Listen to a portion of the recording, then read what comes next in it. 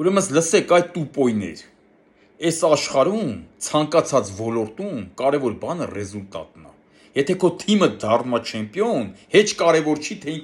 ինչ ֆորմա է հագել, $10,000 ֆորմա, թե ասենք 10,000 դրամանոց ֆորմա։ Կարևորը ռեզուլտատ, եթե նա չեմպիոն է դառնում, արդեն նա գովասանքի արժանի, ել չեն ասում, այս ինչ ֆորմա էր հագին։ Հասկացաք։ Նույն ձև էլ հայոց բանակը, ու առհասարակ բանակը։ Եթե բանակը հաղթում է, ել չեն ասում, թե ինչ զինատեսակներով էր ինքը զինված։ Ուզում է թող բանակը ատոմային բոմբով զինված լինի, ուզում է թող Իսկանդերով զինված լինի, ուզում է թող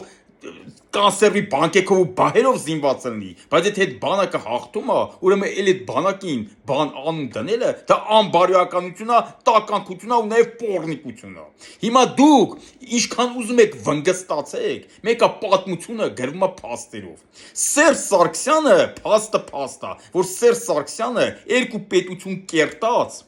հաղթանակներ կերտած, Թուրքին ծնկի բերած, 15 թվի ցեղասպանության վրեժը լուծած, Թուրքի հողի վրա, Թուրքին զինադադար պարտադրած, պաշտպանության նախարարը, սպարապետը,